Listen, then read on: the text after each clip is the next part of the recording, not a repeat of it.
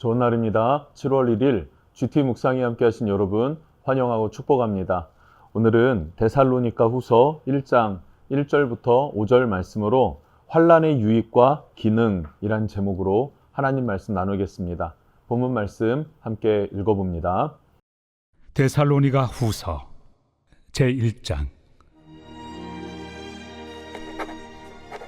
바울과 실와노와 디모데는 하나님 우리 아버지와 주 예수 그리스도 안에 있는 데살로니가인의 교회에 편지하노니, 하나님 아버지와 주 예수 그리스도로부터 은혜와 평강이 너희에게 있을지어다. 형제들아, 우리가 너희를 위하여 항상 하나님께 감사할지니 이것이 당연함은 너희의 믿음이 더욱 자라고 너희가 다 각기 서로 사랑함이 풍성함이니, 그러므로 너희가 견디고 있는 모든 박해와 환난 중에서 너희 인내와 믿음으로 말미암아 하나님의 여러 교회에서 우리가 친히 자랑하노라. 이는 하나님의 공의로운 심판의 표요, 너희로 하여금 하나님의 나라에 합당한 자로 여김을 받게 하려 함이니, 그 나라를 위하여 너희가 또한 고난을 받느니라. 네, 오늘부터 데살로니가 후서를 시작하게 되는데요. 데살로니가 후서는 고난과 박해 가운데 있는 데살로니가 교회, 데살로니가 지역 성도들에게 편지를 써서 그들을 위로하고 격려하는 것입니다. 그런데 후서이지 않습니까? 데살로니가 전서에서는 이미 한번 편지를 보내서 다시 오실 예수 그리스도에 대해서 소망해라 라고 했어요. 그런데 이것을 오해하는 사람들이 생겨났습니다. 다시 오실 예수님 곧 오신다. 그러니 일할 필요도 없다. 수고할 필요도 없다. 이렇게 극단적으로 반응하는 사람들, 잘못 해석한 사람들이 있어서 게을러서는 안 된다라는 격려와 또 그런 가르침들, 또 바른 예수 그리스도의 재림에 대해서 이야기를 하고 있습니다. 어쩌면 지금 이 시대를 사는 우리에게도 다시 오실 예수 그리스도에 대한 소망이 반드시 필요하다고 믿습니다. 말씀을 통해서 은혜의 시간이 되실 수 있기를 축복합니다. 자, 먼저 1절과 2절 말씀을 보면 믿음의 사람들은 어느 위치에 있는가, 그 믿음의 사람들의 위치 혹은 성도의 정체성이라고도 할 수 있을 것 같습니다. 성도의 정체성은 무엇인가에 대해서 말해주는데, 1절을 보면 바울과 실로아노와 디모데는 하나님 우리 아버지와 주 예수 그리스도 안에 있는 데살로니가인의 교회에 편지하노니, 즉 성도는 어디에 있습니까? 하나님 우리 아버지와 주 예수 그리스도 안에 있는 사람입니다. 우리는 누구 안에 있습니까? 예수 안에 있는 사람이다. 예수 안에 있는 사람, 그리스도 안에 있는 사람이다 라는 거예요.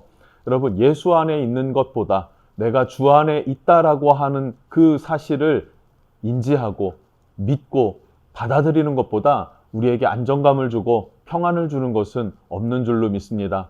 그래서 우리가 찬양하지 않나요? 주 안에 있는 나에게 딴 근심 있으랴.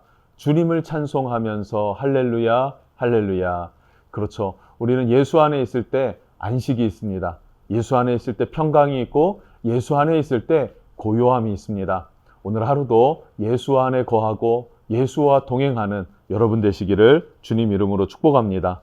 또한 2절 말씀을 보면요, 하나님 아버지와 주 예수 그리스도로부터 은혜와 평강이 너희에게 있을지어다 라고 말해요. 은혜와 평강이 너희에게 있을지어다. 이것은 그냥 평범한 인사입니다. 우리도 누군가를 만나면 안녕하세요 라고 인사하듯이, 식사하셨어요 라고 인사하듯이 은혜 그리고 평강, 이것은 그 당시에 그냥 평범한 인사였습니다. 그러나 평범한 인사 가운데 매우 중요한 메시지가 담겨 있다라는 거죠. 은혜라고 하는 것은요, 헬라식 인사입니다. 카리스.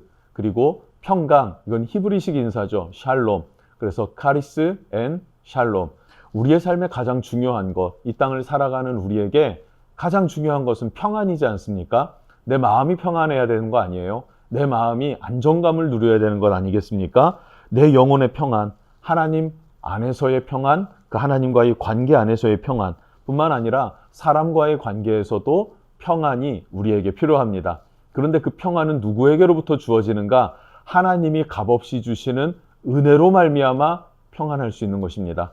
하나님이 우리에게 값없이 주시는 은혜, 그 은혜가 아니면 우리는 평안할 수 없다 하는 것이죠. 그래서 사도 바울은 이것을 상투적으로 쓰는 표현이 아니라 정말로 자기 자신 안에서 사랑하는 성도들, 데살로니가 교인들에게 너희에게 은혜와 평강이 있기를 원한다라고 인사합니다. 그런데 바울 홀로 인사하는 것이 아니라 바울과 실로아노와 디모데는 이라고 1절에 말하지 않습니까? 바울, 실라, 디모데 이 세 사람은요, 바울의 사역팀입니다. 함께 하나의 팀이 되어져서 사역을 했어요. 이건 놀라운 사실인데요. 실로아노라고 표현된 이 실라는 사도 바울의 2차 전도 여행을 같이 출발한 사람입니다. 특별히 빌립보 감옥에 갇혔을 때 바울과 실라가 찬양하고 그 찬양 가운데 옥문이 열리는 역사가 일어나지 않았습니까?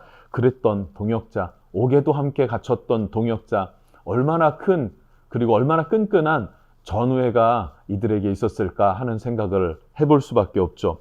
그리고 디모데는 2차 전도 여행을 출발하고 얼마 되지 않아서 루스드라라는 그곳에서 부름받은 제자입니다. 함께 하자라고 해서 함께 하나님의 사명을 감당하기로 결단한 사람입니다. 이 사람은 이때로부터 디모데는 사도 바울이 죽을 때까지 순교할 때까지 함께하는 동역자였고 뿐만 아니라 바울이 다 돌아보지 못했던 교회들이 있지 않습니까? 대표적인 게 오늘 본문으로 등장하는 데살로니가 교회입니다. 데살로니가 교회에서 핍박자들이 일어나기 시작하는 거예요. 유대교도들이 일어나서 바울을 잡으려고 하는 것입니다. 결국 피할 수밖에 없었는데 누구를 남겨둡니까? 디모데를 남겨둬서 지금 믿는 형제들이 일어났는데 이 믿는 형제들을 돌보아 주어라 라고 하면 그 형제들을 돌보아 주고요. 바울이 옥에 갇혔을 때에도 디모데를 파송해서 이 교회, 저 교회 돌보고 와라 라고 했을 때 디모데는 순종하여 나아가더라 하는 사실이죠. 그렇게 돌보았던 교회 중에 하나가 또 에베소 교회이기도 합니다. 그러니까 디모데는 바울에게 신뢰받는 동역자였더라. 그렇게 하나님 나라를 위해서 한평생 쓰임받는 영광스러운 사람이었다 하는 것이죠. 그래서 사도 바울은 홀로 바울이 된 것이 아니라 예언하는 선지자였던 실라, 그리고 제자였던 디모데, 그 외에도 형제들이 함께 동역하는 팀들이 있었습니다. 그렇게 함께 동역하는 팀들이 세워져서 함께 하나님의 나라를 구할 때 하나님의 뜻이 이루어지더라 하는 사실이죠. 교회는 세워졌다라는 사실입니다.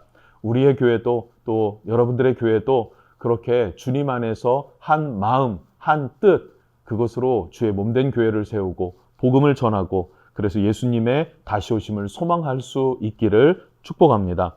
3절과 4절에서는요. 자랑스러운 데살로니가 교회에 대해서 칭찬하고 있습니다. 데살로니가 교회는요. 핍박 가운데 있었어요. 그런데 그들의 믿음, 소망, 사랑 이 세 가지가 계속적으로 자라나더라 하는 것입니다.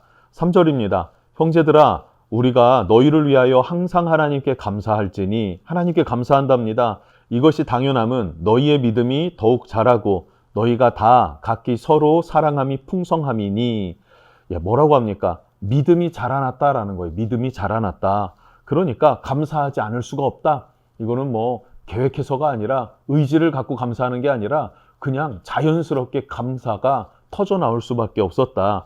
뿐만 아니라 서로 사랑함이 풍성해졌다 이래요. 서로 사랑함이 풍성해졌다. 자, 믿음도 자라고 사랑도 풍성해지고 그리고 4절 그러므로 너희가 견디고 있는 모든 박해와 환난 중에서 너희 인내와 믿음으로 말미암아 하나님의 여러 교회에서 우리가 친히 자랑하노라. 환난과 박해가 있었는데 거기에 뭐라고요? 너희의 인내가 있었다. 인내를 이루었다라고 말합니다. 여기서 말하는 인내라는 것은 소망입니다. 왜냐하면 데살로니가 전서를 보면 소망하는 것, 무엇을 소망하게 합니까? 예수님의 다시 오심을 소망하게 하더라. 그의 강림하실 날, 그날을 소망하게 하더라 라는 거예요. 그날을 소망하니까 현재의 고난, 고통, 핍박을 어떻게 해요? 인내할 수 있더라는 사실이에요. 우리에게도 환난, 고통, 이해할 수 없는 어떤 상황들이 닥쳐왔을 때 천국을 소망하고 영원한 나라를 소망하고 그 영원한 나라의 상급을 바라보는 그런 믿음이 있을 때 우리는 스스로 감사할 수 있고 넉넉히 이겨낼 수 있는 것입니다. 데살로니가 성도들이 그렇게 하나님 앞에 믿음, 소망, 사랑이 자라날 수 있었고 또 그러므로 말미암아 사도 바울은 어느 곳에 가든지 이들을 자랑하고 기뻐했다라고 말합니다. 자, 그리고 마지막 5절에서는 환난은 하나님의 공의로운 심판의 표, 심판의 증거 심판의 표시다 이렇게 표현하고 있습니다. 자, 무슨 말이냐 하면요. 앞서서 3절, 4절에 교회는 환난 중에 믿음이 성장했어요. 뿐만 아니라 사랑이 풍성해졌다라고 말하고 있고 박해와 환난을 끝까지 견디는 인내가 있음을 칭찬했습니다. 이 믿음과 소망과 사랑, 이 세 가지는 무엇으로 증명이 된 것입니까? 환난으로 증명이 됐다. 고난으로 증명이 됐다라는 거예요. 결국 이런 환난은 우리의 믿음의 정도를 가늠하는 증표가 되고 증거가 되더라라는 것을 말하고 있는 것입니다. 그럼에도 우리는 질문합니다. 왜 성도의 삶에 고난은 찾아오는가? 내 삶에 이유 없이 까닭 없는 고난이 찾아올 때가 분명히 있지 않습니까? 있더란 말이에요. 그러나 반대로 악한 자들은 너무나 형통하고 잘 되는 것처럼 느낄 때가 있습니다. 왜 그런가? 자, 이것에 대한 성경의 답은 무엇일까요? 그것은 아직 심판의 때가 이르지 않았기 때문이다 라는 거예요. 이해할 수 없는 고난과 고통, 그것은 하나님께서 심판의 때에 갚아주신다. 어떻게 갚아주시는가? 의인에게 상급을 주셔서 갚아주신다 라고 말하고 있고요. 악인들의 형통, 이것은 우리가 어떻게 봐야 되는가? 결국 하나님의 심판의 때에 그들은 하나님의 공평과 정의로운 판단 아래에 그들은 심판을 받게 될 것이다 라고 말하고 있어요. 자, 이 심판에 대해서는 다음 시간에 더 자세히 나오고 있습니다.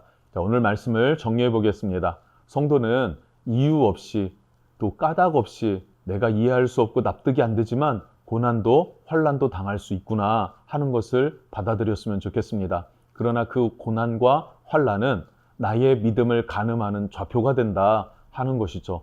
여러분, 여러분의 믿음이 하나님 나라에 있기를 축복하고 다시 오실 주님의 있기를 축복합니다. 그 나라에서 영원히 살아갈 때 하나님께서 영원한 상급으로 갚아주실 것입니다. 하나님이 갚아주시는 상급은 크고 또 존귀하고 아름답고 무엇보다 영원한 상급인 것을 기억하시고 그 나라를 바라보며 넉넉히 이겨낼 수 있기를 주님의 이름으로 축복합니다. 기도하겠습니다. 하나님 감사합니다. 우리가 믿음으로 살아가지만 이유 없는 환난과 그리고 잘못하지 않았음에도 당하오는 고난이 있습니다. 하나님이 환난과 고난을 어떻게 이겨내야 할까요? 그것은 바로 하나님의 나라, 다시 오실 예수 그리스도를 바라보면서 이겨낼 수 있다라고 말하고 있습니다. 그것이 믿음이라고 말하고 있습니다. 하나님 우리에게 믿음을 주셔서 하나님의 나라를 소망하고 그 영원한 상급을 바라보면서 넉넉히 이기는 자 되게 해 주시옵소서. 예수님의 이름으로 기도합니다. 아멘.